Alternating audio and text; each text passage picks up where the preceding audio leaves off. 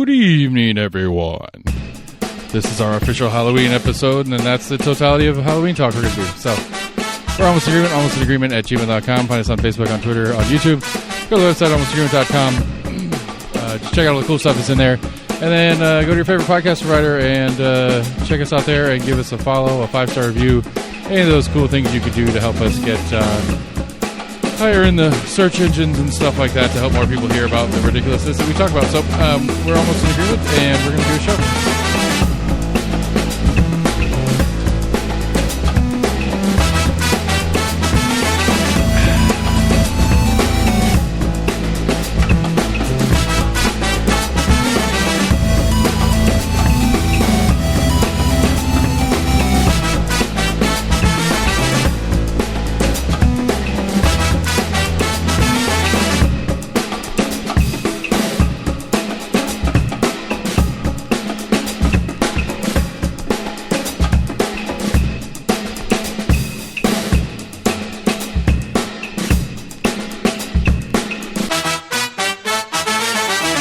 Hey, buddy. Hey. What's up with ya? Oh, not much. Let's see here. Kids and stuff and junk. Much to do this week. The new big plan for Knox County's, whatever you want to call it. Apparently, Knox County's general plan is 20 years old. And so they've had this advanced Knox program going on for a year and a half now. Of public input and how Knox County wants to see Knox County grow. Guess how it went? Not too good. I mean, it went fine. I mean, everybody says they're where they want growth, and it's the place that isn't next to them, all that kind of shit. And so they put out this big thing, and it's all the stuff that's already the heavily congested, dense areas they want to make denser, and they want to make sure that all the rural areas get to stay rural, and that there's no density out there. And so, we'll see what happens. They got a pretty cool map. I don't know what the website is that does this exactly. It's Got nowhere to go but up. ArcGIS, ARCGIS.com. And I mean, it's got this little slider bar. And it's I don't know, it's kind of neat looking. But, so it's unincorporated. So Farragut and Knoxville, and city isn't part of the plan. And I don't know what the previous looked like before these color changes, but it doesn't look like anything that's any different than what is already. Suburban mixed residential in a couple areas on Broadway, on Emory and Clinton Highway, on Emory and I guess that's Maynardville Highway at that point. A little bit more densification, if you will, of the Hardin Valley region. But I mean, it's basically kind of updating to what already is happening, what it looks like to me. Yeah. I don't really quite understand it.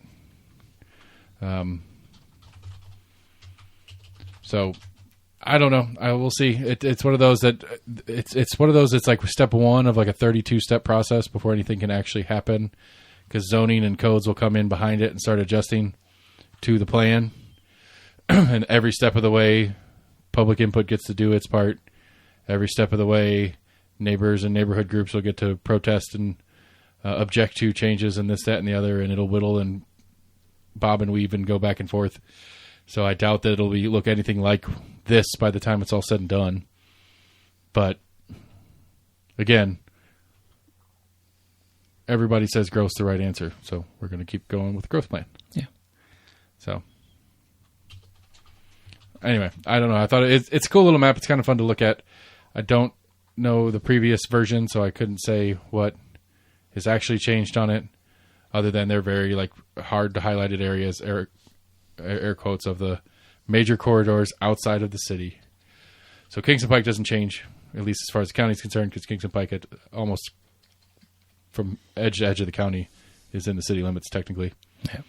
When it's not in the city of Knoxville, it's in the township of Farragut. So they're doing what they're doing.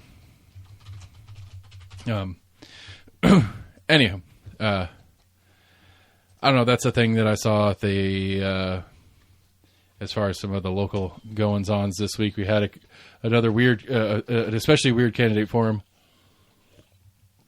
that only two candidates whom were not pitted against each other showed up to. And I mean, I guess it was technically a city council candidate for him, so there's only 6 total candidates. Only 2 of those are running unopposed, so what's the point of them showing up, I guess? But then one from race A and one from race B showed up, and nobody from C. Or some combination thereof. Okay. Amelia Parker came, Tim Hill didn't. R. Bentley Marlowe came, and Debbie Helsley didn't. That's the only 2 races that are happening other than the judge's race. Because Lynn Fugate gets the pass because of the unfortunate death of Kimmer Brooks, and Charles, whatever his last name is, was running unopposed from the get-go. So we are where we are on that front. Turnout is pathetic, like a couple hundred a day so far in early voting. Yeah. I'll look up the official numbers here in just a second. It's bad. It's real bad. While I'm looking that up, the official ribbon cutting ceremony went down for the new public safety complex. Yeah, I think I heard the fire department just finished their renovation. Yeah, I mean, it's only their office building. They don't. I mean, I guess they may have a firehouse in it, but for the most part, it's just like their administrative office. It's not right. Like it was like their headquarters, right? Firehouses are where the firehouses are, right? But what's funny is, like, apparently one of the towers, I guess it was the professionals tower when it was a hospital, it was sold to, I want to say Lincoln Memorial, but I think that's wrong. But one of the universities, one of the smaller private schools, universities around here, whom is taking the bottom floor and turning it into retail, commercial, and then they're going to have classrooms and administrative offices for the school up on the higher floors, and there is already on paper signed lease for a Starbucks and a food place. You want to guess what the food place is? What? I'm just saying, like, it's the police department, the fire department, and a nursing school basically are all on this campus. If you own that place, what kind of business would you think to put in there for foodstuffs? A donut shop? That was my guess too, but it's a real close second to that. It's a Firehouse Subs is going in. Okay. So Starbucks and a Firehouse will be in the ground floor of this tower for access of the peoples who are around there. Multi-complex. Yeah. And so, I mean, like I said, I went a couple weeks ago and I got to meet with Chief Noel, and I got to take a not so toury tour of some of the hallways, and it was not finished when I was there. Yeah. And I doubt they made a leaps and bounds change since in the 2 weeks or so since, but for the grand opening. But I mean, Scott was saying that at the opening ceremony, they did like a media tour where they took a couple of the media members in small groups and walked around and showed them the building and showed them the different stuff. And Scott was saying too, it's like they're definitely not. They're still painting in this hallway, or this floor still getting painted. There's a little bit of electrical work going on over here. There's definitely still some finishing touches, but I mean, they've been out of the old building for like a month already anyway.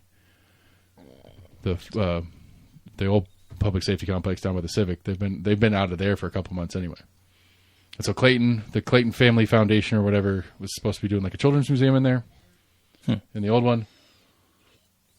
The Clayton family, don't quote me on this, I'm not 100%, I'm like 65% that this is the correct math. The Clayton family bought the old police station for $1 from the city. Damn. I believe that is the facts of it. But they're supposed to be building some sort of like children's museum, kids learning experience, fun place. So it's not going to be a particularly profit-rearing enterprise with the amount that they're going to have to put into it and how little you make off of kid stuff like that. So it's trying to think what the layout is as it is and how you turn that into a children's museum. Jesus, it would be mostly open, but this probably has just a shit ton of like random rooms. Yeah, I've been there's the foyer there, and then downstairs was the classroom that I took my ABC class in a couple times. But it was like down one, like, back and forth flight of stairs, half down, turn, half down. And then down the hallway, and there's a classroom in there, which presumably they use for other stuff other than ABC. They do training seminars for the officers, I'm assuming, and stuff like that as well. And then one time when I was getting my background check that I have to get for my liquor license as a name on a liquor license, you have to get fingerprinted, and some other crap for it. And that was behind the reception desk and down a hallway and in a little room. It's like what little I've been in it was like super mazy. Like it was just like, where am I now? Which direction am I facing? Right. Like like none of the rooms I've been in, other than the foyer, have windows or were outside rooms of any sort. They were all internal or in the basement. And then the courtroom there, which that's a larger room, but that was off to the side anyway. Right. So I don't know. I'm not sure what their plan is. And then like around back in the basement too, they had like the motorcade like repair shop, and they had a fuel station where the guys filled up their cruisers and stuff. Yeah, I figured their basement was pretty extensive. Yeah. So I figured it's where they had a lot of their car stuff. Yeah, so I don't know I don't know exactly what the Clayton family's drawings are, because apparently they were pretty gung-ho about it, and then pandemic came, and they were just like, yeah, that's off the to-do list for now. And so it's a very common conversation among the civic pay attention people of, are they going to get started on this thing? What's going on here? Like everybody's been asking about. I mean, it'd be cool to have a children's museum down there. I mean, I'm not opposed to it. As long as that encourages the city to build a new fucking Civic sooner than later. Whatever it takes to get us a new Civic. That's the goal. Yeah.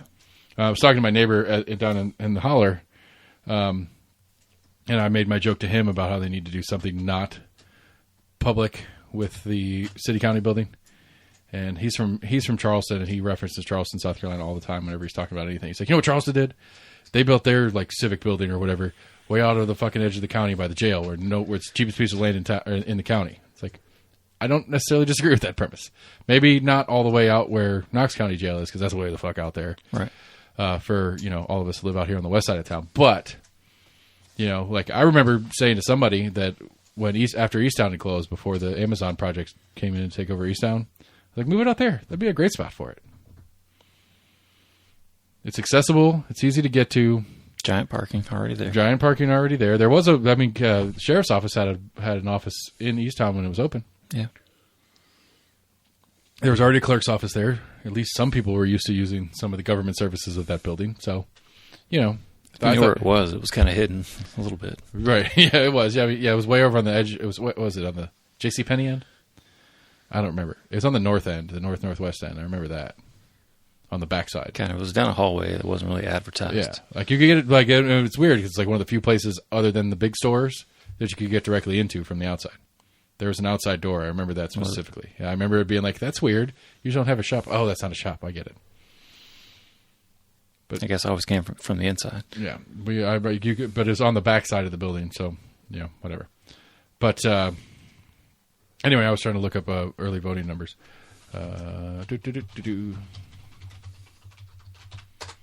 And as in the last go around, it's all old people. So surprise. Yeah.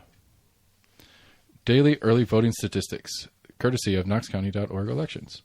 In this round of early voting, the total is 2,908 people. 600 of those, or give 600 on top of that for absentee. So 3,400 people have voted so far. And of the 3,400, almost all of them are the west and northwest early voting locations. So downtown west and the New Harvest early voting location. Which, I mean, it's an interesting question. Like, I'd be curious because we don't know where they're voting, where their actual district is. We just know where they're early voting. Right. I'm curious why downtown west is so popular. Is it that there are that many people that vote in what would be District 2 or 3 in the city?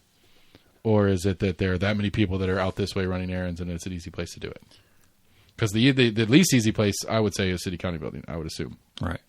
Because you have to pay to park, you have to walk a country mile, and you have to go through all the security stuff that you have to go through to get into the City County Building, which you don't have to do in any of those other places. Hence, City County's doing better than South Knoxville because City County did 382, South has only done 224. I mean, my only real issue, I like early voting. I think it's a cool thing that we do. My only real issue is, that's got to cost some money. Right. to get all 1, 2, 3, 4. I mean, the city county building doesn't count. That's their offices. It's always there. But 1, 2, 3, 4, 5 additional voting locations for early voting. I mean, it's got to cost some money. You know, like to the tune of, I'd be curious. I'll ask Chris Davis. I'll shoot. Help me remember. I'll shoot Chris an email. I'll ask him how many dollars per vote did the Knox County Election Commission spend on a city cycle? I wouldn't frame it as that. But. I mean, why not? It's a good. I think it's a good. I think it illustrates the point that I'm assuming is the truth. Is that like I would say it's whole dollars per vote, which I think is crazy. Maybe even tens of dollars. It's possible, yeah.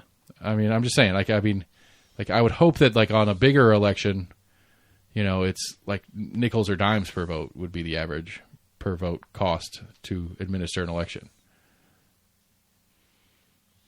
I mean, because you got to have the piece of paper, which that's a penny or so itself. You got to have most of the staffing's volunteer. It's not. So I was about to say a lot of them are volunteers. It's not volunteers; they're paid. That's why I like the first time I had Chris on, I lost my shit on him. I was like, wait a minute, I get to volunteer for the election to work an election? He's like, yes, and I was like, and I get paid? He's like, yes. I was like, I'm confused on what the definition of volunteer is then, because I'm pretty sure most people when they say volunteer, it turned into a joke for the rest of the show. I was like, volunteer to get paid by the election commission. Like, you know, it's like I was like, this is bad branding on your guys' part. You should be doing, you know, he's like, you want to come work an election? We need more workers.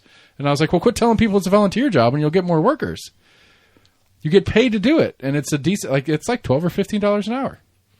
No, it's a per day, but it's decent. It's a couple, like $100, $150 a day or something like that. Right. It's not a huge number, but it's, you know, I mean, I understand why mostly it's retirees and shit because they have nothing else to do, but... Like, sure, you want me to sit behind a desk and go, okay, here you go. Here's hang out, deal with a bunch of assholes all day. I mean, I don't know. I'm just saying, like, I feel like there's that's bad marketing on their part. It's like, quit calling them volunteers because you're paying them. You might get more people signing up if they understand that it's a paid gig. You know, I know plenty of people that have full-time work doing part-time paid gigs. Where it's like, go work this event this weekend, go work this thing at the expo center, go bartend this wedding at this event center, you know, and that's all they do. They work full time, but it's a bunch of gig jobs that they jump around to. And I wouldn't call them volunteers for any of those. Right. They're just paid gig people. And I'm sure that those paid gig people would take that paid gig if they didn't have something better going on a random Tuesday in November. And speaking of, early voting ends Thursday of this coming week, so the 2nd of November, and then Election Day is the 7th or whatever. The kids are out of school. Yeehaw. You know, whatever. I made that joke. It was really funny. I was walking out of the elementary school with my youngest and his friend that we'd bring home because his parents aren't home from work yet. And mine goes to the other one. He says, Tuesday should be a holiday. And like I wasn't really thinking about, like I wasn't doing the math in my head on it because I thought that he was referencing like Election Day, and I was like, that's a weird thing for him. That is a holiday, like it's school day. Whatever. He's like, but Tuesday should be a day off of school, kind of holiday. And then it clicked in my head. It's like, oh yeah, Halloween, yeah, I can see that. And so they were like, yeah, this is so too, you know. And there was like they were debating on like how many people around the world celebrate Halloween and this kind of stuff. It was kind of a funny little thing to listen to. But then I was like, well, you get next Tuesday off. They're like, what? I was like, yeah, you get the Tuesday after Halloween off. Like, why? It's like Election Day. He's like, who cares about Election Day? I was like, you know what? You're right. Exactly. And like, but as that happened, I was thinking, man, Sam talks about making Election Days national holidays. Maybe the kids will get into it, but they're already out of school, so I guess that doesn't work either. Yeah. But, you know, we'll see. But anyway, turnout's going to be terrible. Terrible. And so, my punditry brain, from what little info I've seen, is I think Amelia's keeping her seat, which is kind of crazy to me. That was totally not my prediction on the front end. I don't think Tim Hill's going to beat her, even though he's paying like $50 a vote. He's paying more than the election commission is for votes. But I think Amelia's going to win that seat. I think Debbie's got the other one that's contested. And I don't know. I think the judge one's the only one I don't really have, but I think Cavanis is going to win it. I think there's enough of 30 fucking whatever years is long enough people out there. think so. Yeah, for all 752 people that bothered to vote for the judges race. I'm thinking, like, I was thinking about this. I saw one of my, like, not one of my neighbors, one of my kid's friends' neighbors had a Kavanaugh sign in their front yard, and I was thinking to myself, like, I kind of want to ask him why. It's like, what do you, like, I'm no judgment, just trying to understand, like, what is it about Kavanaugh that not only are you planning on voting for them, but you're encouraging others to? Like, what is the thing that Kavanaugh does that Rossa didn't? What do you want to see change or whatever? Because I'm really curious what people's thought process is on that kind of thing. So, I don't know. I'm just, like, I don't know. I don't understand the voting for judges thing. We've had that thing in it for a minute. Time out 1 second. All right, so we got a quick... I have a cameo. Yeah. Go ahead and plug your stuff. Plug my Big E, Easy E, the E Extreme. Plug your channels and shit, because I know that's what you want to do. Okay. Okay. I don't know. I already forgot. You already forgot. So go to YouTube. No. I'll plug my... search YouTube. I'll plug my friend's TikTok account, because I know all of you guys have to have TikTok. No. It's 2019 Toyota Tacoma. That's his TikTok? Yeah. That's hilarious. Yeah. Well, actually, you should follow that one, because he's going to start a new channel on... what do we call it? Unsolicited advice on cars from a kid. Yeah. Look out for that channel coming soon to TikToks and YouTubes everywhere. I'm gonna help him launch that one. It's gonna be and I'll edit. It's gonna be 1 good. minute. He's gonna rant for 1 minute on a car. Like we're gonna pick a car. He's gonna go. He's a car kid. He's into cars. He's gonna go grab a Hot Wheels and then use that as the example and be like, these are the reasons why this car is good and bad, and yeah. He's just gonna rant on the car for a minute, and that's an episode. We're gonna pump those out. And it's going to be awesome until he turns 16, 17, and then it's not funny and anymore. and then he has a really deep voice, and then it's no longer funny. No, he's never going to have a really deep voice. We're not worried about that part. It's just that it's not as funny when it's, somebody who can drive. And then his younger brother goes in and takes it over. All right. So, the deal is you come on my show, you got to talk about the things I want you to talk about. So, politics or school? Politics, because I'm good at politics. Okay, tell me how good you are at politics. What's going on right now in politics that you know about? Trump is going to try and run for president again. Not going to try. He is doing so. Oh. He's going to try to become president again. Yeah. Yes. He's going to run for president All right. again. And then he's going to go after Biden. And then Trump's going to probably win because of that whole thing in the... It was a little while ago. What was it? I already forgot. It was like some people stormed like Washington or something about the Jan 6 him. insurrection. We had another one like this week. We did? A week ago, yeah. A bunch of people on the Israel-Palestine thing stormed the Capitol with the quit dropping bomb signs. I don't want bombs dropped on my house. I don't want bombs dropped on my house either. That would be a bummer. And I don't really want bombs dropped on other people's houses. I think that's a bummer for everybody. Cough noise, cough noise. Yes, that's how that button works. Yay! Okay, so other than presidential 24 cycle politics, what other politics you know about? What's the politics kids talk about at school these days? What are the kids into on politics? Nothing. The only one is there's this one thing on TikTok where it's a photo. It's an AI generated photo of Biden in like a mental hospital, and there's poop on the floor. Yep, seen it. It's a good one. Yeah. Let's see what else is there. There's been a bunch of different ones like that that I've seen. AI is getting creepy, man. I'm not gonna lie. Yeah. What was I doing? Oh, it's that stupid board video game that I got on my phone. It's the lumber mill one that I've been playing.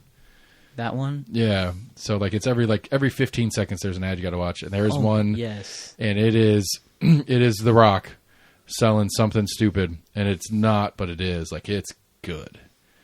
Like it's clearly not him, but it's clearly it's in the uncanny valley. Him. Like it's past the uncanny valley. It's him. It's just it's not him. Like the voice is what's wrong. Like, but visually, it looks like him. It looks like him saying the words. It's just the sound doesn't hit right as the comparison. The only thing that's like this is totally fake is that it's too cheap for him. Like it's just not a very rock scene. I don't know. It might have been him, honestly, but it didn't seem like something he would be promoting. Right. And like it's scary. Like it's getting scary good real quick. Yeah, because You'd think if it was that popular, it would have been a cease and desist already. It might have been. I don't know. Because the thing about Google Ads that I learned was because with the Compass Guys Facebook thing, I was trying to help get them off and rolling, and so I'd bought some ads for it. And like, unless you go through deep into the advanced settings of your ad runs on Google, most of them go into games.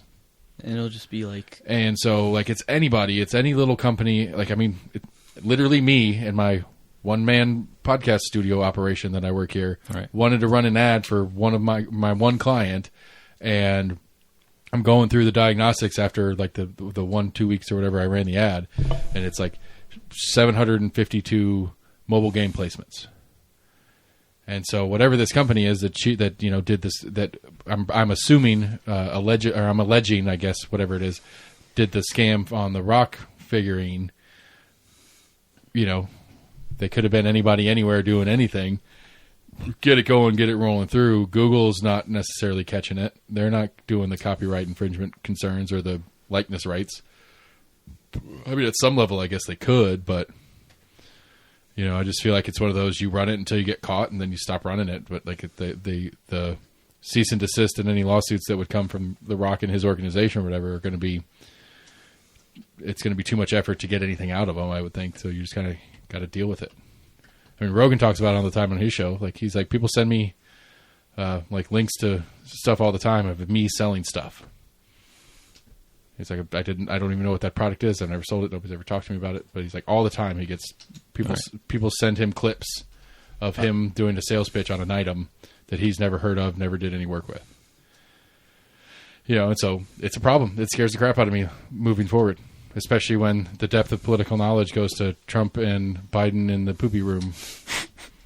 I don't know what's like. Okay, so then we're talking about school because you don't have much to talk about on politics. How's school going this year? good.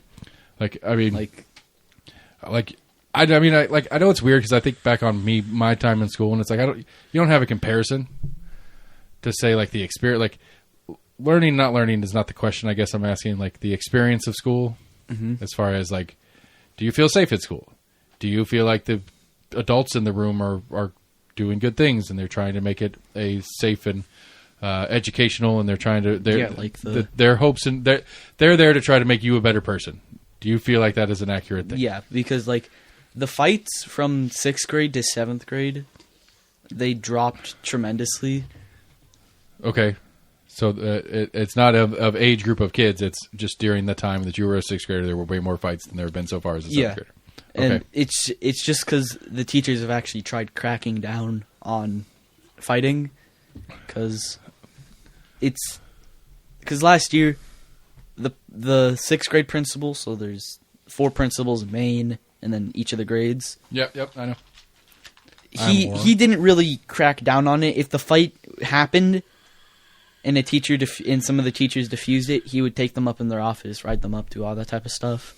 But like 7th grade, if she is like really trying to crack down on them. So like if you get in a fight, it's like a year out of school suspension. Damn. Like, well, it depends on how bad it was. If it's like a really bad one, year out of school suspension. But if it's like a small one, like there was one a couple days ago. It was on the bridge, 2 7th graders. I couldn't really see it because a bunch of people were. I remember like 3 in the totality of my middle school experience. And Racine was not a happy place. Like it was a fairly hard kind of blue collar-y town. So it kind of surprises me that Knoxville middle school has more fights than my middle school in Racine did. There's been like, I don't remember the total amount, but it felt like easily over 100. I mean, you've talked about it a couple, like at least 1 or 2 a week. Like, I mean, yeah, and like fights are a lot less common as you go up in the grades because it's just the teachers are actually trying to crack down on it. But like in 6th grade, there was a lot more, like a lot. It felt like there was one every like 2 days, yeah, at least. And yeah, you've already told me it's like they fight over the dumbest stuff anyway. Yeah, they'll fight over, hey, are you talking to my crush? Yeah, and then they'll just fight over it. They fight over some of the, like... I'm sure there's somebody doing some work on it out there on what, like, why. Like, 'cause I don't know. This is a correlative equating causation to me, which is I know it's not a good statistical thing, but I'm curious if that's a wider trend than just your school, or if it's just your school. Like if that's a normal thing amongst all the middle schools. schoolers or just this school in general. Right. I'd be curious to know that. I'd say to a degree you're going to see a little bit more in 6th grade. But Especially I'm saying what I at at a least, school like his where you've got them feeding in from, and A bunch I of think when different I was there, it was like 3 different elementary schools that it's fed more than into that. it. It's like 4 or 5. 8 or 9. Really? Yeah. But okay, let's back up a second because I want to make sure that we're understanding you correctly. You're not talking that there's more fights among 6th graders than 7th graders. You're talking about there were more fights when you were in 6th grade, period, than there are so far since you've been in 7th grade. So it's not that when you were... It's more like in 6th grade there's generally more fights because the teachers... Okay, so I was misunderstanding you. Okay, that makes sense. Yeah, the teachers in 7th grade, I think they've started to try and do it because they realized how bad last year's 6th grade was, but there's still been more in 6th grade than there has been in 7th grade. Right, okay, I get what you're saying. So you're both right. I get it. Bit I of both, apologize. yeah. I misunderstood. He's saying both, yeah. Yeah. And some kids have some TikTok pages, and it's just bearded middle school fights. So they'll as soon as they sniff a fight's about to happen, they'll run up and get as Don't close. you get your phone taken? Yeah, they would if they would gotten caught. But most of the time, the teacher is more focused on trying to defuse the fight than to actually. I read a story or heard about a story of, I can't remember what the specific issue was that the student was doing, but that the principal caught him through their Facebook page or something like that, through their probably Instagram because kids don't use Facebook these days. But like the teacher is on Facebook and in a lot of these different, or not the teacher, but the principal is in a lot of these different Facebook groups and follows all these different kids on Facebook, and the kid's like spouting off about how he cheated on a test or whatever it was, and so like that's how they caught the kid or whatever. So it's like I would think.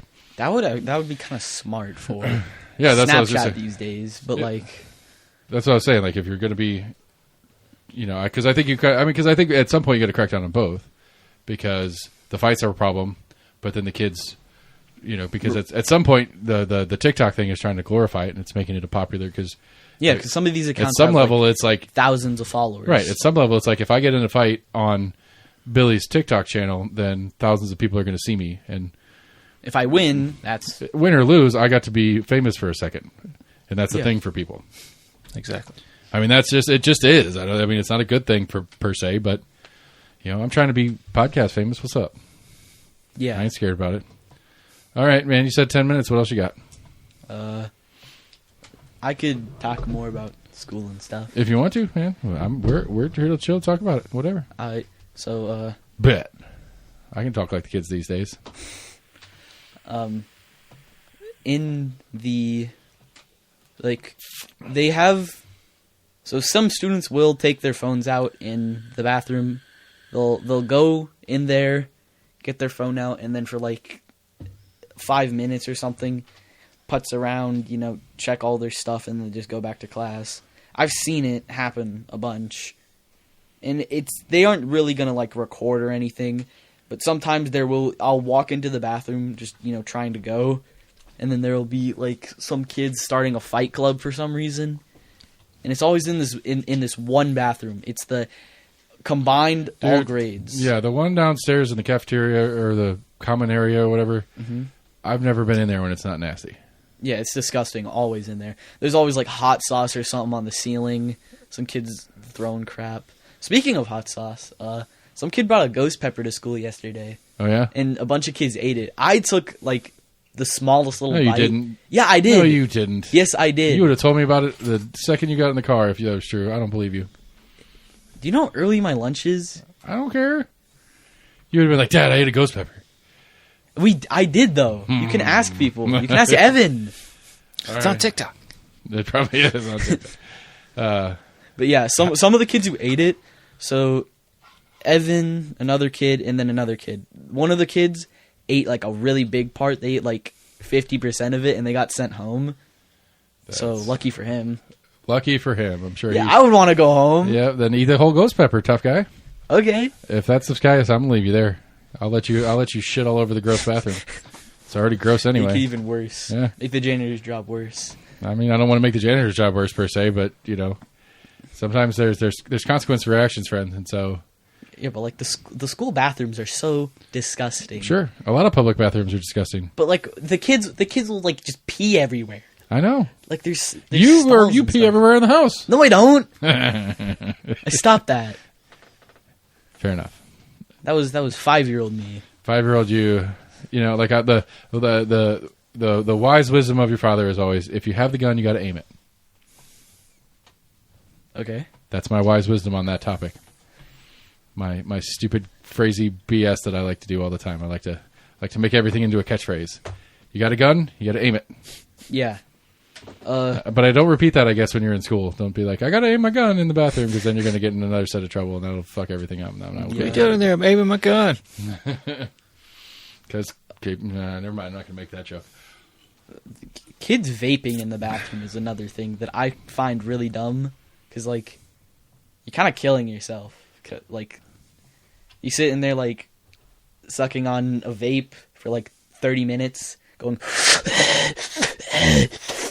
It's kind of dumb. There's an all parents invite roundtable discussion on vaping in schools to help us parents figure out how to talk to you about the ills of vaping.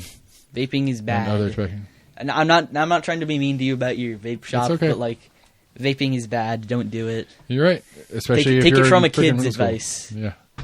Look, when you're an adult, Don't hotbox the bathrooms. When you're an adult, you're allowed to make adult decisions. When you're not an adult, you don't get to make that decision. Yeah. And we are in a business of adults only kind of business. So if you're an adult that wants to partake, then you spend your money and partake. I don't think there should be that. The question to me, and from my era, when we smoked, from my era, we had gas stations that would still sell those when we were 15, 16. And then you smoke in the bathroom, where it's much more painfully obvious than vaping. I get how kids get away with vaping more than they did smoking back in the day. Yeah. But I would like to know, I'd like to know selfishly where you're getting them. Not where you are, but where your friends are getting them from. Where they are? Yeah. I have asked somebody. We're peers. We're not like friends, but like I know him. I talk to him. Look, sometimes. we make it a big deal with our staff. We make it a big deal. Like, if I catch you, if I walk in the door and we're just hanging out, and I don't care if it's your mom. Like, that's my joke with the staff. It's like, I don't care if it's your mother. You have to card them to sell them our products. Because it's illegal if you don't. I think. It's not illegal if you don't. If they're underage. Right. If you get caught selling it underage. So we make a big deal about making sure that we verify, age. It's like you will make sure that anybody that buys stuff here is of age. But the peer I'm talking about, he says he has adults friends that buy it for him, which is illegal for the adults. But, yeah, it's illegal for the adults involved. I mean, I guess I don't know if they I don't know if they adjusted it, because I know there's it's specifically written for tobacco, and the state of Tennessee considers it tobacco. It's a weird little fine line, and it's a gray area. Well, it's illegal gray to me, it's area-ish. illegal. It's clearly illegal if you're buying any nicotine product for a kid. It'd still be contributing to the delinquency of a minor. Yeah. Yeah. But why? I don't. Whatever. People are. Yeah. Why people? Where do you get But I mean, forget the jackhole who decides that they're going to buy stuff for kids. They're legitimately buying it for them, or the kid's giving them money. I don't care who you are. I don't know. All he said is that he has adults friends that will get them for him. That's all he cleared me in on. Right. To me, it's okay. It's one thing if you give me $20 and I go spend $20 for you. That's one thing. Yeah. But I'm not going to spend my money on you. Yeah. That. Unless you guys are really good friends. And especially I doubt that. Again, if he's going to verb it that way, that it's an adult friend, he's not referencing his parents. Right. He's referencing some maybe he has an older brother or sister, and their friends will do it or something like that. But again, same story when I was in middle school, high school, and cigarettes. It was hey, will you buy me cigarettes? Not buy them for me. It's here's $5. Go buy me a pack. Cigarettes back then were $3 and some change, $4. Here's $5. Keep the change. Give me a pack of cigarettes. But it was never they're going to buy them for me in the sense that they're going to pay for them too. And so, where does a middle school have the kind of money to be buying vapes all the time? I don't know. I'm cheap with you guys. I'm sure most of your friends get more cash, have more cash and money than I let you guys have. So that's a separate thing. What was it? Wow, I really blanked out. Oh man, that YouTube's really good for your brain, buddy. Good long-term thought processes. I don't watch that much TikTok. Yeah, you think in 45-second increments. I know. Yeah, but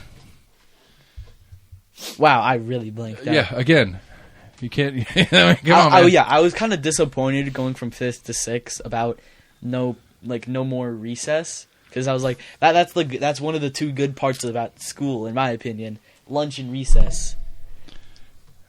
Do you still miss recess a year and a half later? Kinda. It's a nice break between. I mean, there's stuff. some. I mean, well, which I find hilarious because you just started gym as your quarterly thing, and you keep complaining about how hurt you are all the time. Yeah, how 'cause sore I keep you on are. falling. I'm just saying, like, what is recess? But 30, 45 minutes of running around. But now you're running around for 30, Yeah, 45 but I have to minutes run for like a 2 class. miles. It's 2 Mile Monday. I thought it was Mile Monday. Might be Mile Monday. No, 8th graders is 2 Mile Monday. Yeah. But I just think, like, what's the difference in gym class and recess? You have to play the games that they make you play instead of playing the game you want to play. Yeah. But you're still running around like a maniac for a period of time. Yeah. What else was it? Our lunch policy has free seat, and it's like, you get to go sit with your friends. You like that if they're better in than other classes? You like that better than 5th grade? Oh yeah, I like that a lot more because you had to sit with your class. Wait till I don't know. I've never. Have you ever been in West? I've never been in West. Just the front area. Okay. What am I? I was just thinking about like Oompa Loompa. I'll use that as his name. our lunch room was like the I mean it was that one room off the whatever quarter thing, but I remember like we'd go outside, we could go in and out, like we'd sit out in the little courtyard there. They had a sometimes. small little area out back. Yeah. But I just remember like that and that weird little island that had the second sales station or whatever. That's where we got our chicken sandwiches and French fries. Made our chicken and fry sandwiches. There was like a little pizza stand that I would go to. Yeah, I just remember, but it was a freer moving thing. Like it wasn't like a go in this door. I mean, we did have that. You go in this door, you get your tray, and you get your Right. crap.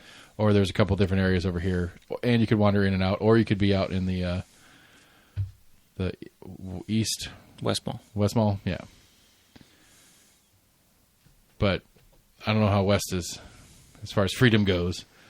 Like Bearden Middle's got a weird, like it's an interesting setup. This way they have that, like it's a big common area. Bearden Middle is like really big. I mean, it's not. I mean, it's probably what the third or half the size, or a third or less than. It's way less than. It's at least. It's way less than like a high Any school, of the high schools. obviously. Yeah, it's tiny compared to any of the high schools. Yeah, but like it's There's a couple times at Bearden High School because the vocational class is down at the bottom of the hill or whatever, where it was you had to get moving to get from class 1 to class 2. point A to point B. Yeah. Yeah. Like There was no hanging out and lollygagging. It was get your bag, tie your shoes, go. Yeah, like I got to be there in 10 minutes. I got to leave now. there's so my second period I have to go down to the commons, then into gym because that's what it is. Second, and then to that.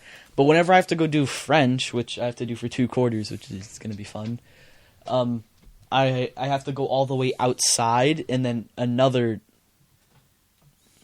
little walk.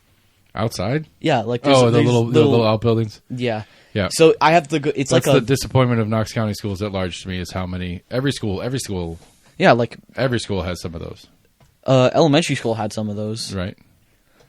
We had them in high school. We had 2 different sets. We had the set that was on the main building, and we had a set. Our foreign language ones were down. Yeah, that's what mine is. Our at foreign the- languages are outside. Yeah, at Bearden High School, the foreign language ones were down. Isn't at it the bottom because of the hill. like they not recently, but like they updated the law after the building of the schools or something, so they would have to add more classrooms or No, something. there's just more kids in the every school in Knox County has more kids than the school is designed to have. Yeah, Every school. Like there's this whole mess out in Farragut right now. They just bought a big 4.5 acre piece of land that's like from here to the elementary school from the current middle intermediate crazy weird setup that Farragut High School system has. But they're debating on what kind of school they're going to put there and how they actually that's an interesting thing. We'll look at that later. The different options that they're looking at as far as a way to alleviate the volume of students. I mean, like the one that made it still crazy is the Farragut Elementary down here at Pillissippi and North Shore. I mean, North Shore Elementary. Or is it no? Sorry, North Shore Elementary. Yeah, Farragut Elementary is the yeah. Anyway, yes, North Shore Elementary right there next to the Target and all that kind of crap. It was overcrowded before it got finished. Right. Like they weren't done building it because they were building it because the other ones around it were overcrowded. And by the time they redistricted and did everything and figured out how many kids were going to in there, they were like 150 kids over what they'd planned the building for. Which I feel like is kind of like a duh. Like, come on, guys. You should be building like twice as big as you think you need. Yeah, that because you're obviously going to get overcrowded instantaneously. Yeah, like so and then much budget issues, but then you go to the next level with the stupid bus stuff that we're dealing with. Oh yeah, because at the beginning of the year, whenever the bus drivers are just coming back from like all of their stuff, it's like an hour and a half wait until you can even get on the bus. Was it New Jersey? Where was the story about the AI bus system that? It was Kentucky. Was it Kentucky? The AI bus system that there was elementary schools. Kids weren't getting home. Some kids didn't get home till 10 o'clock at night the first week. They had it was weird. And apparently it's not the first time this AI company doing bus routing Right. really, really screwed the pooch. And I don't know. It's good. It's a problem. I mean, it's a budget issue. All it is a budget issue. The question is, and I get it from like a superintendent or the school board's kind of point of view. Like one, you have the state requirement for at 7th grade for whatever. How many kids do you have in most of your rooms? 20. Most of my rooms, some like the average would be like 15. Right, and so I think state mandates like under 20 for 7th grade, something like that. Like you can't have or rephrase that. For every like 17 students, you get a teacher. Like you have to have a teacher in your budget. Like that's the way. Like it's specifically broken down by the state. Mm-hmm. And so when you get to these different situations with the bus drivers and stuff like that, it's like, well, we only have so much money. We have to have this many teachers. We have to have this many this. We have to have many of that because the state law is written that way. But there's no money left over on the other side for paying the bus drivers enough to bother doing the job. I mean, that's really where the bus drivers are at, as far as I can tell. Because you have to obviously make some budget cuts to like. So I think there's like. I mean, it's like 5 less than you would actually like really need for it. Yeah, the bus. Yeah, every school. Yeah, it's bad. The bus drivers are covering like 5-6 schools in their shift. Right. All of them do an elementary and a middle or high school, and then a lot of the middle high school are doing 2 routes in the middle or high school. Yeah. And so they're literally running 3 routes a day, front end, back end. Which isn't, I mean, whatever. That's not really that big a deal as far as driver time goes. It's just a matter of how ridiculous it takes to get everybody to or from school. Yeah. Because, I mean, really, they're working like 2.5 hours, taking a 6-hour break and working 2.5 hours. It's not a bad work day. But you can't work other jobs in that time frame. They don't get paid enough for that to be their only job. So how is it that anybody can really afford to be a bus driver? That's the reality of it. Like, how do you afford to be a bus driver when you're working 5 hours a day? And those 5 hours eat up, but are broken up in a way that you can't have another job. Like, if you could go pick the kids up, drop them off at school, and then go work a job for a couple hours, make a couple more bucks. Go work at like Chipotle or something. Yeah, you might be able to get a lunch shift at an Applebee's or something like that. But it's a tough spot. But again, it's all budget stuff. It's all a question of whether. It's all contracts. None of the buses are owned by the city. Yeah. So, I mean, the busing services are all contracted out. Right. But they're contracted out, and it doesn't matter. I mean, either way you cut it, the bus companies can't afford to pay the drivers enough with the contracts that the school systems are willing to put out. Right. It's not like we have 5 bus companies that are competing for it. We have like 1 or 2, and they are all 100% occupied by the school system. So there's no competition in the game. Right. They're both, however many bus services they're all desperate for drivers. Yeah. They need more bus drivers. Another, what was it? Oh yeah. People are like starting to like share government documents on like Discord or something. It's been out for a little while, but they've been doing it to get like clout or something. Yeah, that one dude's in jail. Yeah, like that's like really illegal. Which there's a couple different issues I have with that particular story. I don't remember what were the documents. I think it was he worked on like a aircraft carrier. I think that's what it was. He was a Navy guy. He was a data guy in like it was in Maryland. Navy, it was in Virginia. Hey, he was like a reservist. Yeah, that was the part that really blew my mind, is that he was a reservist. It's meaning he's a part-time soldier. That you're going to have a part-time soldier doing classified work. I feel like that should be designated for full-time people. Yeah. That's But just what what your specialty was. I guess, but I'm just saying, like, what was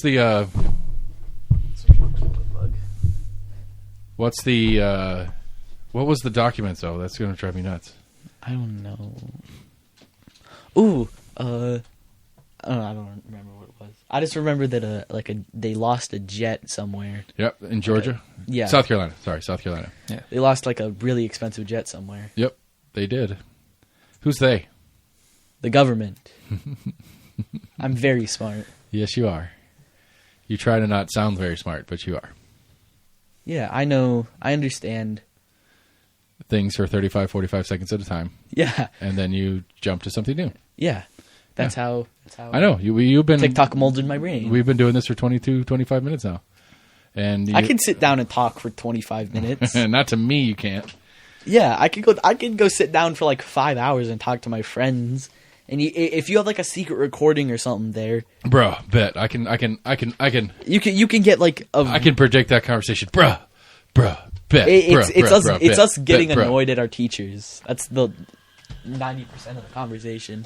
I mean, come on, man. You got to get through the idea is that in the same sense that the bus drivers are having problems because they don't get paid enough, your teachers don't get paid enough either, especially to put up with your guys being jackasses. Yeah. So maybe you shouldn't complain Cut about some them. slack. Maybe you should cut them a little slack and actually appreciate and maybe take advantage of the fact that they actually care about you. Just throwing it out there. I know I'm dad. I don't count. Yeah. All right, man. It's been Go watch some TikTok. what 20 minutes? Plug your crap. Oh yeah. I'm out. Yeah, that's my dude. Do it. All right, that's my kid. That's what he does. Kids these days. Kids these days. Insightful. Oh yeah, I gotta find that. That was actually really interesting. Let me pull that up real quick I should have done that while we're in between things. Oh yeah. AMR got the contract to continue. But we are paying, what was it? They said $2.1 million a year Knox County is going to have to pay to AMR. So I'll be curious if they actually hold them to their fines now that we're paying them. We'll see. But I mean, I get it. I mean, it makes sense, I suppose. You know, they've got, for the coverage that we're asking for, or requiring them for, they're going to have more drivers on for different periods of time, and they can't. I get it. I ain't mad at it. $2.1 million in the near $1 billion Knox County budget's not that big a fucking deal, so I'm not going to complain about it. But the three options for the new school in Farragut are: option 1, build a new K-5 elementary school on the new property with 1,200 student capacity, decreasing the student population at both the primary and intermediate schools that currently are in Farragut.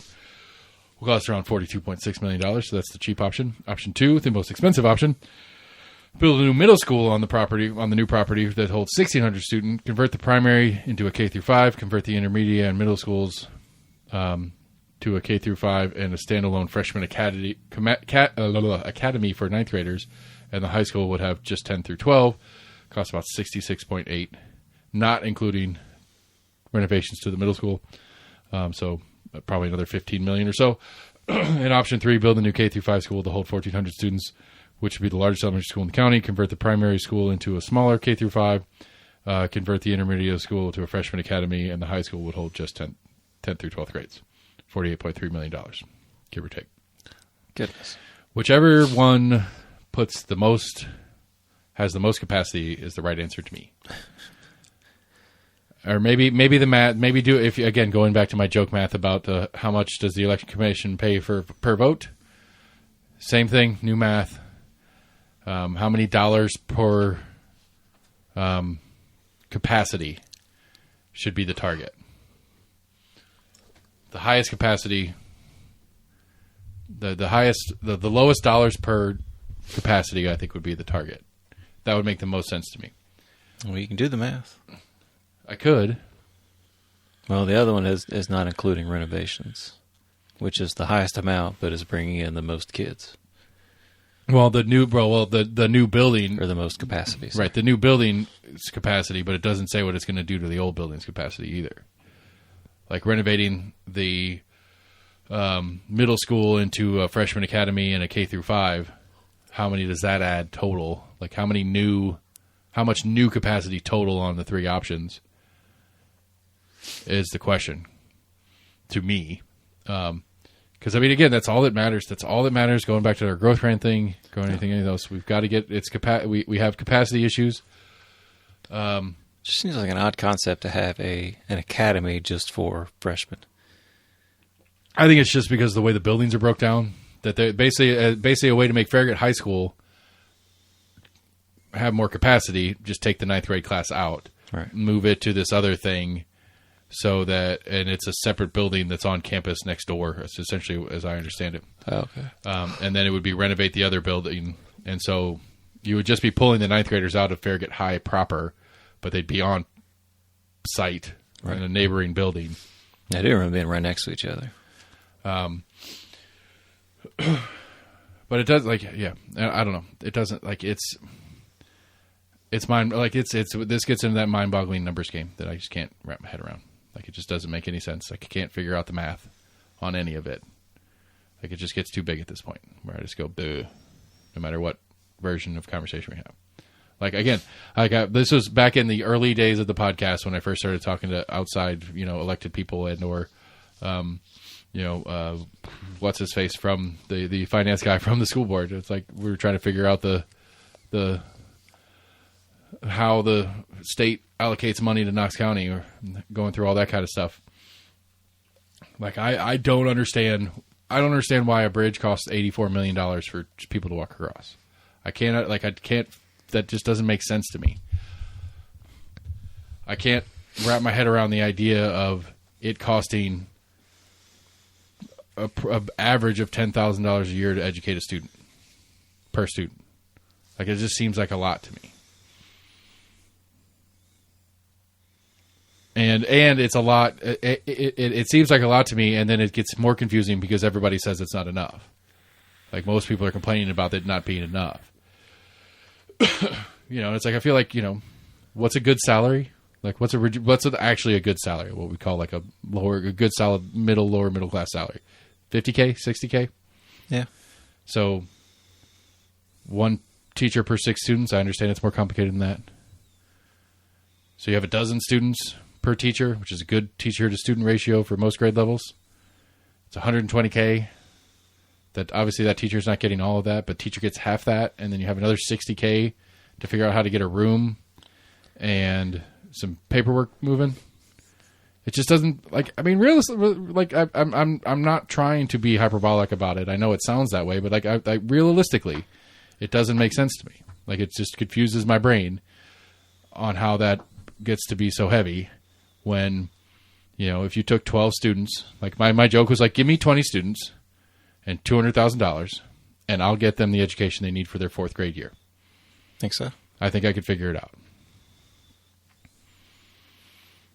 I think I could do that, make a decent profit for myself, pay some professionals to do some good work. I think I could make it work. What's the average classroom size? Like, what do you think the average square footage of a classroom is? No idea. 1,000 square feet? Commercial property around town, 1,000 square feet, doesn't really exist. But 1,000 square foot, little retail space, probably averages in Knoxville, I don't know, $1,000 or $2,000 a month. $1,500 a month, maybe. It's a pretty small space. So comparable commercial property, I would think, that's $12,000 a year. And you're only using it for a couple hours a day. You could probably get creative and do some other stuff with other parts of the day. I feel like you could do some stuff with it. I feel like it's there. I feel like there's opportunity to do it there. A lot of people have set up small, private schools that are in like a 5-bedroom house or whatever. Yeah. Even those are still pretty expensive. And they're pretty much running it out of a house that probably just has a mortgage for that commercial size. Right. And again, I get it. I don't get it. That's the problem. Is I just don't like it. This is certainly most likely a fault of my ignorance, not a fault of reality. My inability to conceptualize this is probably the problem. Not Right. I mean, they're going off like the cost of like the school system for the county itself, which I mean, part of that cost goes into their handful of engineers and whatnot that are having to go back and forth to fix. Right, they have a certain maintenance things. crew. You have You got to have janitorial services, phone you lines, have the bus contracts, internet service. Just to have all that running for each school. Sure. I mean, again, I understand. Right. Like I truly understand like the totality of costs that are involved in operating a business. Like I do understand that. I do understand all the little stuff that you don't really think about. Right. It just still seems like it's not enough. Yeah. I mean, like it's been a couple of years. I mean, like, okay, so let's see, 520. We do about we've done at least 100 or so a month at one of our stores, $100,000 in sales a month in one of our stores. So in comparable numbers, that 1 month we do about $22,000 in payroll, so 22% or so in payroll. 2% of that is rent. In total combined fixed cost, we'll round up and say it's like 35-40%. Right, so 40% fixed cost, 20% labor, and for us, we actually have a product that we have to buy and sell, which is about 50% cost, and that leaves about 10% left over for future investment, ownership, other stuff. So like all the little stuff and piddly stuff mixed together, as well as rent, as well as KUB, as well as Comcast, all those different things mixed together, it's about at $100,000. It is less than 30%, but close to it. Okay, and so and we have a combined payroll of a number of people for about $20,000. But if you're, if we're talking educators and stuff like that, where it's going to be less people and still doing $20,000 in payroll, but we don't have a school doesn't have a product cost, right? Yes, you have to buy books. No, I'm saying I'm pretending that as if the school's going to pay. They're going to pay that, okay, or the school system's going to pay me, whatever divided by 12 a month. As far as the income for the company, okay, over time, I'll work up a spreadsheet here one of these days, and I'll break it down for you, and how it doesn't make sense to me. Because what you don't have is you don't have product cost. You don't have the thing that you're buying from a wholesaler and then marking up to sell retail. That's the bulk of our costs in our business. I'd say they're probably Baderman's probably doing that some with their lunch stuff.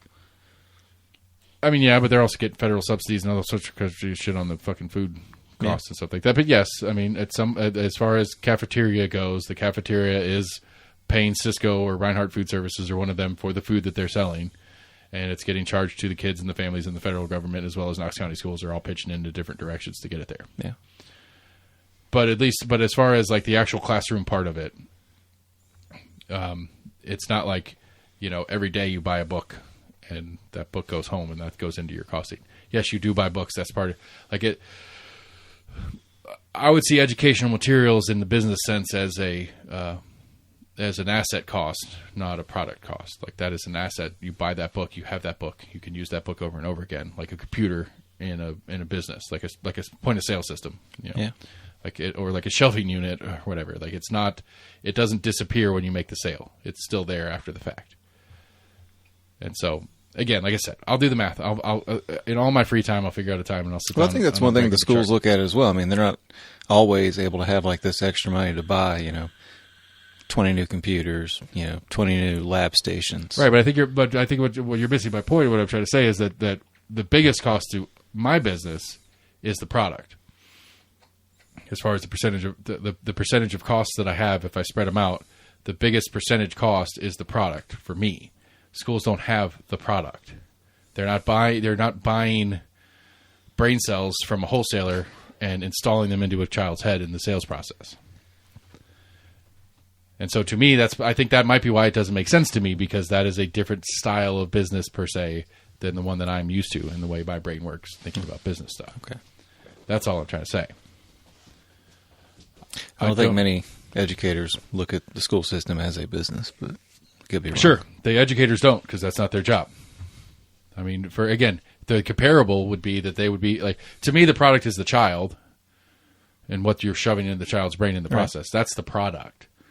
but you do have materials that go into that. So if you're going to like more of a factory look at it, if the teacher is the assembly line worker, for lack of a better way to say it, in a factory format of a business, they're the ones who are using their skills to add value to the thing that they're working on. That would be the way that I would kind of break it down. I can kind of see as a comparable. Because again, I think the kids are the product. The county residents are the customers. And I think that's one of the problems that the politics fails at. They fail to sell that way.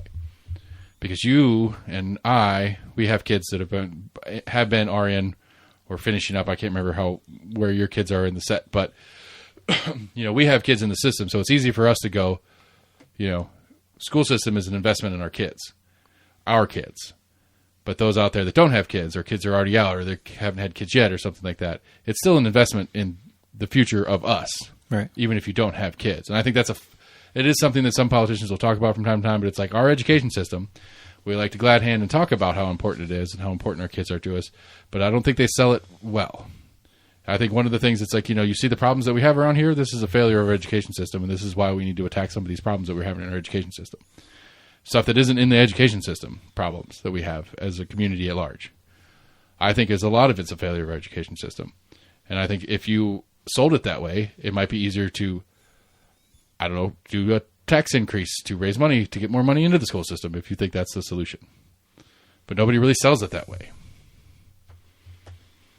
They'll say it, but they don't really, they say it in the more direct of like, our schools are failing because kids aren't passing tests.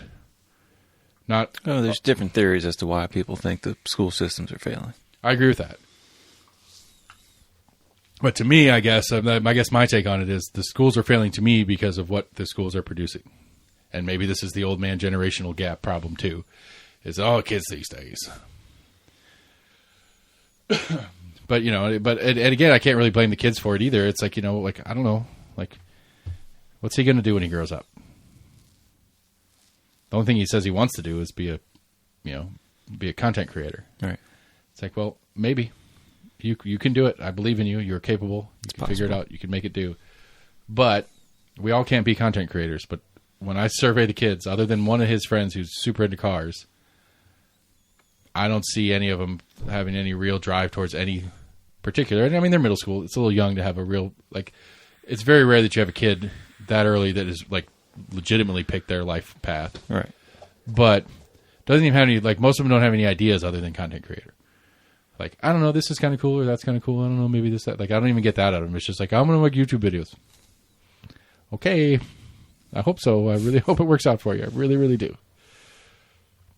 Because I don't say mean things like the baseball kid, because you got mad at me for doing that. The baseball kid that I told him he had to be better than everybody else all the time. Yeah. Yeah, I don't say those things anymore. I was made to feel bad about it, even though I was right. But, what else we got? We got a Speaker of the House. Yeah. It happened. It did. I'm not sure how I feel about it. Like, I really don't care. I didn't care in the first place. I don't care now. Like, I don't even know how to feel about it. It was almost kind of funny how long it was taking. Because I think they were up to like 2 months or something like that. Oh, no. It was like 3 weeks. Was it 20 days maybe? Maybe. I can't remember what exactly they... Because I remember, okay, so the funny one was, all right, so it was like a Tuesday. So I recorded Compass earlier today. That was the third episode of Compass I recorded since it happened. Oh, okay. So 7-14, so somewhere between 14 and 21 days. So 2.5 weeks or so. Because I remember it's funny because we were talking about it because it was like the Tuesday or Wednesday McCarthy got the boot. And Scott and Jesse were talking about it in the show because we record on Friday, but they release on Sunday. And Friday afternoon, there was discussion of having a floor vote on a replacement. And so I remember specifically because Jesse said during the show, it's like, by the time this airs, we might already have a speaker, but at least as of right now, we don't. And then, it kind of became a little bit of a punchline through the Compass Colloquy people making fun of Jesse for like, what are you thinking? Because then we joked about it again the second week. Right. And then we actually recorded yesterday this week, big long hullabaloo, but we recorded on Thursday this week for them. And I guess he'd already, whatever Johnson had already won. And so, yeah, it was like 16 days, I think. But I just remember that specifically because it became kind of a little meme-y thing inside the colloquy. Just kind of like, oh, Jesse, what were you thinking? Like the Republicans are going to do anything right or something like that. I can't remember who said it. Oh, that was the one. Matt Shears, my good friend Matt Shears, got very upset with some of the colloquy. Not necessarily the colloquy, just some of the rhetoric running alongside the city races because there has been some finger wagging at persons in the partisanization of a nonpartisan city race, which it's a potato argument. It's really kind of annoying. Now, technically, yes. The big stink here is that a lot of people gave the Republicans shit in 21 when the Republicans legitimately put up a slate of candidates and actively campaigned for a set of candidates. All right. Now, at the end of the day, there's only really two differences in a partisan and a nonpartisan race.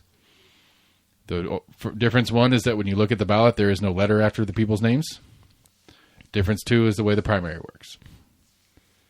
That's it.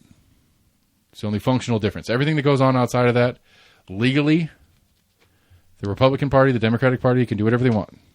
If the party as an entity wants to spend money within the legal limits, wants to spend other resources, be it time or staffing or contacts or any of that kind of stuff, they are free to do so.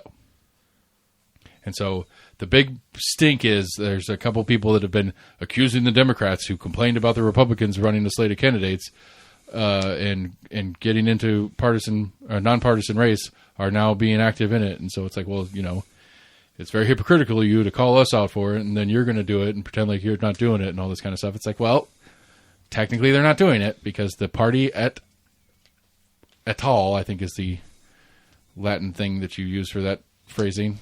But the actual Democratic Party of Knox County has not spent $1 of their money or used any of their volunteers under the banner of the Democratic Party to go out and do anything. Yes, their volunteers are politically active people. That's why they volunteer with the party. Those volunteers have turned around and volunteered for some candidates. The big one in question is this guy, Jack Vaughn, who was a paid consultant for the Democratic Party, who is now the paid consultant who was running Debbie Helsley's campaign. Okay. But it's literally his job as a paid consultant for campaigning. He went from a job with the Democratic Party to a job with a particular candidate. He is no longer on the payroll of the party, so it's not the party doing it. It's this person doing their job and getting a new job because of the way the political landscape works. And so there's a bunch of people who have been in hullabaloo, but at the same time, it's like, if Debbie Helsley is the former treasurer of the party, it's not like everybody that she knows that she gets into politics and does politicking things with isn't probably a Democratic Party member in the first place. So it's like, it's a very cursory definition argument of the difference. The party is involved, but officially the party is not involved. Right.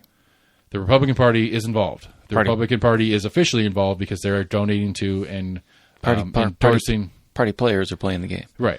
But the difference being is that the Republican Party as an entity has spent money and done the public endorsement process for candidates that the Democratic Party has not. That's the only difference. And the most recent one? Yeah, it's what's going on right now. Okay. The Republican Party endorsed Lynn Fugate running against nobody. Endorsed Mr. Rawson for judge, and I think they endorsed Mr. Hill. The Democratic Party has not endorsed anybody. Okay. But, half the people, Gloria Johnson has endorsed people in this city race. Right. And at least as far as Knox County politics go, Gloria Johnson is probably the highest ranking elected member of the Knox County delegate of Democrats. So, but she's also an individual and she's allowed to do things as an individual. And so it's just a weird thing. I don't understand why it's a big deal. Everybody knows the politics anyway. Everybody who pays attention, and so Eric's argument, who was the one who was partisanizing. I don't know. It's got to be a word. I'm making it up if it's not. Partisanization. Help me out here. Come on, man. Partisanization? Yeah, partisanization. Yeah, fuck, I can't do it. And so, like, his argument, and fairly honestly is true, is that one of the best per capita turnouts that a city race has had in the last couple decades was in 21 when the Republican Party made it a partisan race, even though it wasn't legally. When they put up their slate of candidates, it was the best turnout we've had in years. Yeah. And so it's like, okay, well, you're not wrong on that, I guess. But it didn't make for better candidates. But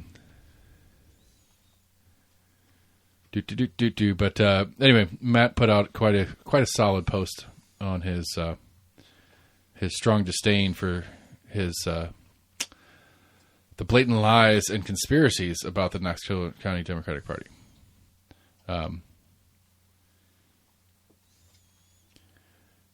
It's again, like I said, it's a tomato argument. It's just such a super fine line of difference. Yeah, some people take a little more gratification in kind of those, even if they only feel it so, but those kind of got you moments. Like, oh, but I caught you. Sam, I'm keeping my eye out for you. I saw that you guys did this. You tried to pull one over, but I caught you.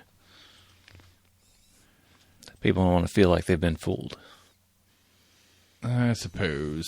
I just think I mean, to me, it's that there's no merit in there's no merit in the policy argument of the candidate that you want. So I'm going to go after the other person for their actions, not their policies. There's definitely that too. I mean, I think that's really what it is. It's like, I don't have a good argument against why you should vote for my guy. I'm just going to make an argument for why that guy is attached to this thing that's bad. Right. Because it may be the lazy argument. It may be easier for somebody to make that argument in the time of it instead of going after a policy issue. And I think especially in local elections, it's hard to go after policy issues because I don't think most people understand the actual policy, the parts of policy that matter. And so if I'm trying to get my guy elected, I can't sit and talk to you about how my guy's opinion on zoning matters is going to make a difference to you in your life. But that person he's running against likes to kill babies. It's an easier argument to make, and it's probably a more persuasive argument if that person is even remotely human and doesn't like that people kill babies. I didn't really mean to pose that as a choice life argument. It was just the first thing that came to my head. It was the most ridiculous, ugly thing I could think of to say at the time. But I think, and I think that's the brass tacks of it. And again, it goes back to, this is how I know that we are failing in education systems. Is that I think the majority of Knox County citizens, City of Knoxville residents, don't understand how the city government works and how it impacts them. And so the majority of them don't bother. And those that do, probably less than half of those actually understand what matters functionally from these job titles. And so it just becomes about, I decided that I like this person personally, and I decided I want them to win, and I'm going to do everything I can, because if they win, that means I'm right, and I want to be right. I want to prove that I'm right publicly. So I'm going to stick to this, and I'm going to do whatever I can so that I'm right. We start doing like civics TikToks or something. Put on. I mean, funded by the city. Why? Why would they do it? What's their incentive? Maybe they can get more public engagement. See, what I found is the people who actively yearn for more engagement are the losers. The winners don't ask. They'll say it because it's the right thing to say, but they won't make that a point. You know what I'm saying? Kind of. Like the Democrats in Knox County, they want bigger turnout. The Republicans don't. Now they'll say it. They're like, voter turnout. We want to see voter turnout, but they won't actively go after it. They won't spend their time and energy encouraging turnout because they don't need to, because the turnout that came out last time was enough for them to win. More turnout might let them lose. And I don't think I think it's partisan in the sense that if whatever the majority at play is doesn't want turnout. I think that's a truism across the board. Maybe the election commission do. They want turnout. Well, that's a partisan body too. It's a 5-member body. 3 of them are Republicans. 2 of them are Democrats in Knox County because they're assigned by. Well, it's a 5-member body. They're assigned by the senior. I can't remember exactly how it works. Yeah, I don't remember exactly how it breaks down, but it's a 5-member body. The majority of the state delegation from Knox County is Republican, so the majority of the election commission has to be Republican. Basically, Sam McKenzie and Gloria Johnson. Oh, have you two put it on? Maybe that'd be the best shot you'd get. Sure, they give it like a poli-sci. But again, but the right in Knox County will say that that's an attempt for the liberal university kids to try to influence elections. True. But again, the moral of the story is I think it's a truism across the board because I think if you went to Nashville, that scenario would flip. In whichever subversion of the attempt at it would be, is that the Democrats in Nashville, they'll say the words that yes, we want higher voter turnout and stuff like that, but in the back room when they're conversating about it, it's like, we won with the turnout that we had. Why would we want that to change? We are winning. Like again, it goes to the same thing. Like the city of Knoxville being forced to make this election change next cycle. We have district races. They are only voted on by their district because that makes logical sense. And now the state is forcing them to do that. The city of Knoxville should have done that. Like it makes no logical sense. If I understand the history of it correctly, it was a racist ass history that put it there in the first place. And it just is. And the city of Knoxville never fixed it. Why the city of Knoxville never fixed it? Because the people that got elected that way. And if you change the way you got elected, it might impact negatively your chances of getting elected again, or your friends to get elected to replace you. I think that's just a power-seeking power game, and it stays that way. I don't know who would be the one to correct it. I would love it to be corrected. I mean, you may not increase voter turnout by much, but maybe you'll increase, I guess, voter recognition of candidates for what they are, possibly. I mean, I think some more people see like you don't have anything to do with schools. I don't care if you keep talking about schools. I watched a TikTok video, and you guys have nothing to do with schools. So now you picked the one that you knew I was going to agree with you on. Right. I'll say a nugget of knowledge here or there, could go a long way. Sure. But I'm sure it wouldn't be like you'd have to really, really work on the presentation to make it popular. Yeah. Like I don't know how you get that popular. How many random shit gets popular? I mean, I'm sure you don't know why. You pay a political scientist enough, I'm sure you can. I mean, well, realistically, that was figure my hope. out what's going to catch with certain people. My hope was that we would be popular because of that. Exactly that. Like people that actually kind of half give a shit, but don't really have the time or energy to pay that much attention. But a fun, light way to keep it a little bit informed. Yeah. Not but actually get some information out of it instead of like a WBRR news beat where you get like 4 sentences and you're supposed to know anything from those 4 sentences. Not that we do much better than 4 sentences on a particular topic, but occasionally, but rarely. At least not with any authority of understanding. True. For what not. Went out and got a bunch of ticks on me today. That was about it. Heck yeah. I did go up to Rural Blue for a little bit. More for an exploratory session than anything else. I wanted to see some places in the daylight because I want to go back to them in the early morning hours. And I did find a couple of cool spots. And I guess I'm encouraged. Like, I would think that ticks are a good sign. That means there's some fairly decent-sized mammals running around? Possibly, yeah. Or they could have just hatched. And they're out there still just looking. And they haven't found anything else to latch upon. Perhaps. I'm just thinking, because I only went through, I went through a couple of game trails, so that's kind of why I'm excited about it. Right. It's like, this is definitely not a people trail. This isn't one that people put there. This is definitely a game trail. I'm going to follow it down a little bit and see what happens. Well, I want to say it was one of the surrounding counties. I think there was a hunter that died recently trying to wrestle a wounded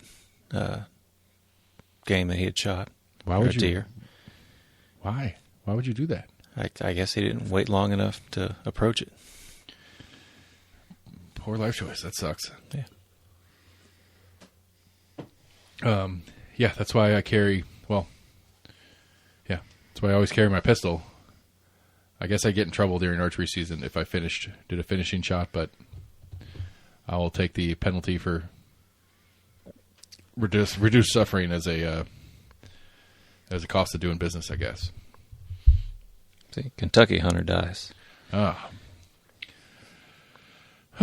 Speaking of Kentucky, we play Kentucky tomorrow. I don't remember if it's here or there. Very disappointing game last week. Although, I don't know how you can do that well in the first half and suck that bad in the second half. I don't care about what the refs part of. You could make the argument that the refs caused that game. No. Even bad refereeing doesn't shut you out in a whole half of football if you're even remotely decent. But we're at Kentucky at 7. Like, why is that a night game? I'm so mad. So, next weekend is UConn homecoming, noon. Very upset about that. Because you know what time I have to show up at the band room for alumni band? 9 a.m. 6 a.m. So next Friday, I ain't drinking on the show. Right. And we might do like a 30-minute show next week because I'm going to probably be trying to sip on some NyQuil or something so I can pass out as soon as the show's over. Because 6 a.m. I got to be in the band room to check out my drum. And then our meeting is at 7. Coffee and donuts at 7:45. Rehearsal at 8:30 with the current band. Right. And then we step off at 10, 9:45 or something like that. Which that's post 9/11. I mean, some of that's still post 9/11 stuff. Like post 9/11, March to the Stadium went up an hour. Like March to the Stadium, like if it was a noon kickoff, we stepped off from the band room at 11. Post 9/11, we stepped off at the band room at 10. We were in the stadium for like 45 minutes before they opened the gates. Yeah. Where normally we're in the stadium like 5 minutes before they open the gates. So, yeah, it's going to be a long day. I'm excited. Don't get me wrong. I'm super stoked to do it, but 6 a.m. is some bullshit. Like, how about make that a 7 o'clock kickoff so I can show up at the band room at noon? Or maybe 11 a.m. and they feed us like a real lunch, not coffee and fucking donuts. Where are you going to park? I don't know. Figure it out. It's homecoming. It's not a big, it's homecoming. I mean, assuming we beat Kentucky tomorrow, which is not a gimme by any stretch of the imagination. Assuming we beat Kentucky tomorrow, we're a 6-2 Tennessee team. We're not really holding our breath for, nobody's really excited about a UConn game. It's a win. Fingers crossed on that as well. Right, but it's still a home game and it's homecoming. Yeah, I mean, there's a bunch of different stuff that goes along with it. Because it's not just us. All the fraternities and sororities that they're doing their homecoming events.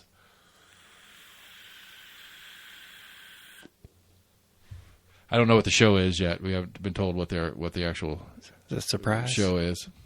Actually, right now, they asked for volunteers to come down to the band room tonight to stuff folders. Huh. Yeah. It's kind of funny. Like part of it, the registration for alumni band came with an automatic donation to the alumni association at UT. What's you have to learn charts? Yeah, we got charts, we got music, I got the whole thing. We have 3 cadences we had to learn. I already got those from the alumni band drumline. What are you going to march? Bass drum. That's what I marched when I was there. Okay. Although I should have taken the advice. Like I was thinking about it. There's a guy that did alumni band one of the years I was at UT, we were doing our pregame rehearsal like I was just talking about or whatever, and we do stuff and we run it a couple times and we take a break or whatever, and so all the drumline and the alumni drumline are just hanging out shooting the shit or whatever, and we're talking like, what year did you march? It's like, yeah, I marched snare in like 84. But he was marching cymbals in alumni band. He's like, yeah, it's fucking easy. I don't want to try to carry a fucking snare drum around with you kids. And I was actually thinking about that when I was registering. I was like, I could do cymbals. Yeah. I'm gonna end up with like one of the I got like 4 crashes in this whole part. That's it. Yeah, like I had because I marched 2 and 1 respectively, and so they were the smallest 2 bass drums my years when I marched there. Right. And so I don't know. I mean, UT certainly has probably like 6 full sets of drumline gear, but I don't know if I'm going to get to march. Like, I don't know if I'm going to get stuck marching a big 40-incher or something like that. I'm Right. really, really sad. Like, oh, you're a big guy. Why don't you take the big one? You know, I'm an old guy. Give it to one of the younger alumni guys. Yeah. And me and the missus were talking about, you know, she's, we actually went and got her flute or her piccolo repaired for this event. And she was talking about, like, you know, like worried about her shoulders because she had to hold her piccolo up. Yeah. And she was like, maybe you should wear a backpack backwards and do a little walking around the neighborhood just to get your kind of back and shoulders up to the idea of carrying something around again. I was like, you're probably right. But yeah, I've been down here. I've been thunking on the desk doing my part of the cadence just to try to remember. I don't know. I mean, you know, it's like my recollection of the alumni band guys and girls that came back for alumni band was it was a really like, well, we're here to fuck around. Like we ain't trying hard for shit. We're here for tickets to the game and to fuck around. Right. And I hope that's still true because that is my intent. You know, I'm not going to like be real dumb, but I'm not going to try real hard either. Right. So I'm hoping that's the general theme. So speaking of the dog loves the piccolo, by the way. Really? No. No.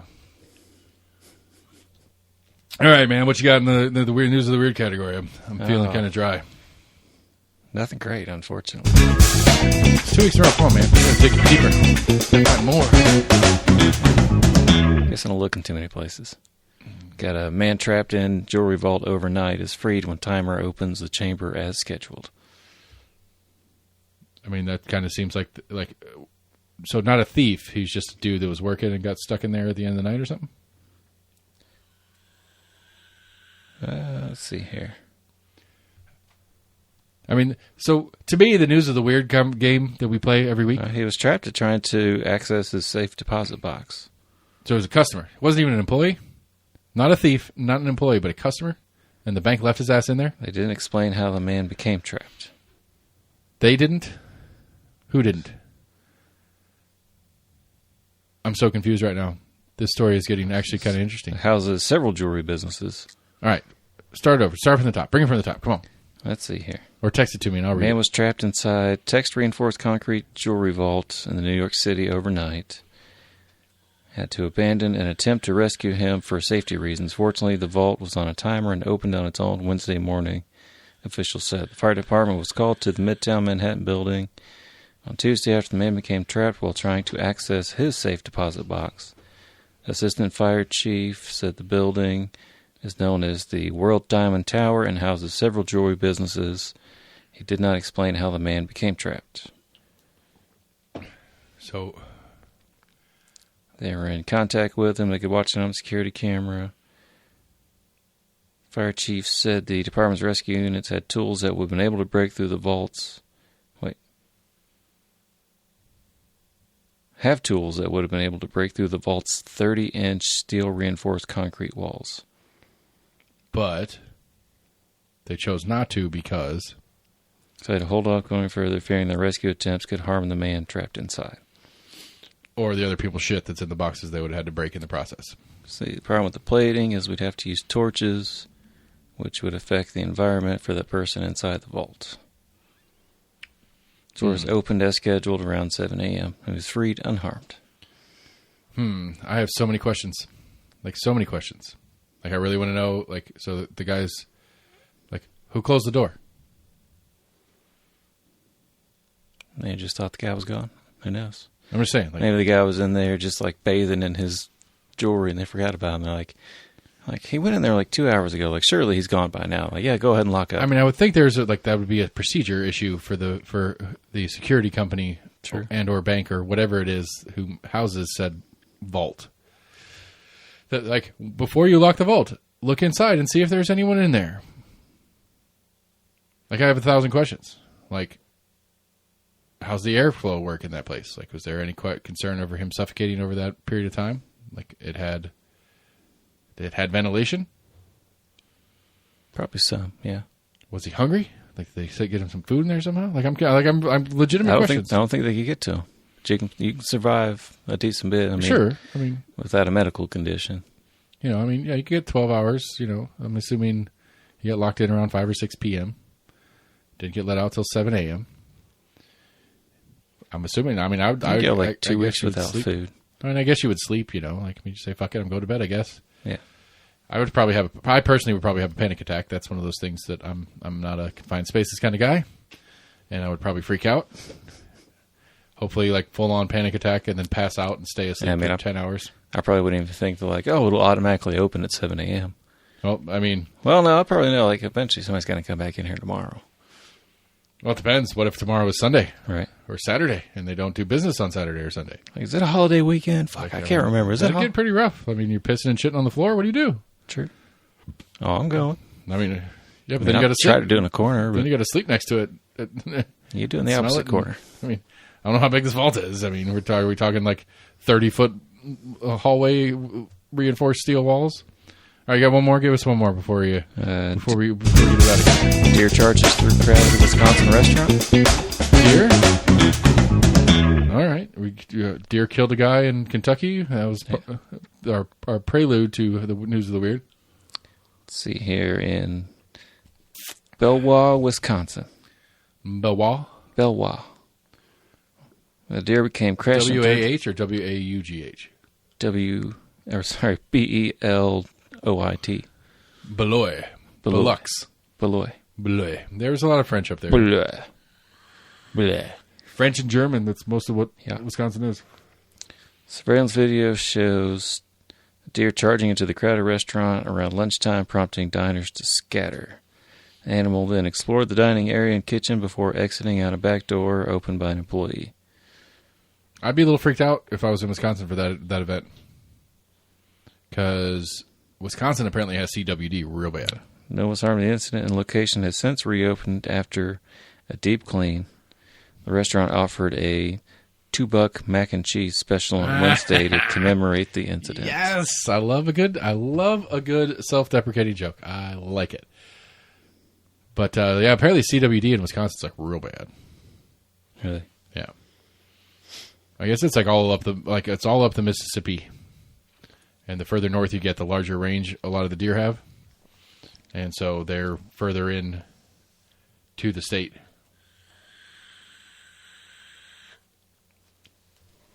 So, I mean, that's fun. I'm just kind of disappointed though, because Wisconsin has a lot of Wisconsin is very hunt friendly. Once you get out of southeast Wisconsin, Right. like it's a very hunting rural. Like I mean, most of Wisconsin is super rural, like Sure. super rural. Like I mean, you have Milwaukee. That's about it. I mean, really, you have Milwaukee and Minneapolis. Like you have more suburbs of Minneapolis in Wisconsin. As far as major metropolitans, Madison is a pretty decent city, but it's a college town. I think Madison's smaller than Knoxville. Probably, yeah. It's or right at it if it's that big. Again, I don't search those anymore because I don't understand the answers. So if I search population of Madison, Wisconsin, is it Madison proper or is it the county that Madison's in? Because like you search population of Knoxville, Right. well. And again, this goes to me and my stupid metro thing because I'm right. I don't consider I guess if you're way up in northeast Knox County, I guess you can claim that you don't live in Knoxville. But like Farragut, suck it, you live in Knoxville. Powell, suck it, you live in Knoxville. I mean, maybe Seymour, but I think Seymour is Blood County. Is it across the county line? Might be actually Sevier County. Whatever. Either way, is it across the county line? I think so. Okay. So yeah, Seymour, you're not even in the county anymore, so you don't count. But like, what's the one almost? There's one more little like township down there that is definitely in Knox County. Like no, like Von Orr, which is northwest. You could try to claim it, but I mean Von Orr, you're in Knoxville. I don't care. Like, there's not a lot of like neighborhood air quotes of Knox County that I wouldn't say, yeah, you live in Knoxville. Right. I can't. I mean, Clinton maybe, but Clinton proper is in Anderson County, Yeah. and so that doesn't count. But like the just short of there, I don't know. Again, more of the story is, Wisconsin's super rural and super hunt friendly, so I'm actually really surprised that somebody didn't try to secure said buck in a hunter's format. It's a gun friendly state too. No, it's not. For the most part. I don't remember where they're at on it. I don't know. I wasn't into hunting when I lived there, so. Got a Colorado judge that chides company that tried to pay $23,500 settlement in coins weighing 3 tons.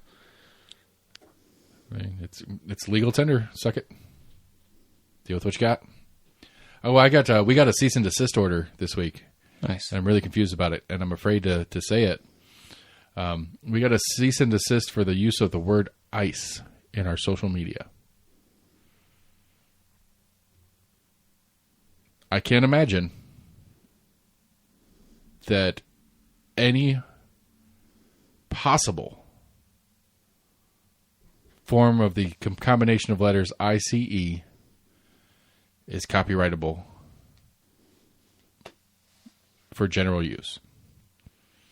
I just can't imagine that I can't say ICE in public without paying somebody. Don't know. I don't understand. Like legally speaking, as far as I understand it, there is like a general use exemption to any and all copywriting. All right. So I guess it depends on the context in which you're using it. I copywrote the word "the," and I'm going to send a cease and desist letter to everybody on the fucking planet for using the word "the." It might be only in your products and using that as a descriptor as a. But I don't. I mean, I get what you're coming from because ICE is a euphemism, for lack of a better word, for menthol. But I don't even know if that's. I don't know that you can own. I just don't know that you can own that. I mean, that'd be like owning light or IPA or. I mean, there's so many. Like IPA is what? It's India Pale Ale. It's just people being lazy and short. Could I copyright the combination IPA and say that Lagunitas can't use IPA without paying me? They have to call it an India Pale Ale. They can't call it an IPA anymore. Like there's a general use exemption. You can't copyright things that people generally use all the time. I mean, if it's legit, I would think they have a leg to stand on. I kind of think it's a scam, but I'm not 100%. Very possible. I did try to call. Like I tried to call the number on the cease and desist for the law office, and it was an answering service. It wasn't the law office. I was like, yeah, have them call me. I would like to talk to them about this because I don't understand. I don't understand where their complaint is because I don't recall the last time we used it. Goggle it, see if it's a real company. I don't know. I just thought it was funny. Thought it was something worth talking about. That's crazy. Yeah. All right, last call, my friend. You got anything else you want to get out there before I forget about it? I don't think so. You never do. Come on, man. You gotta have something going on that I failed to bring up.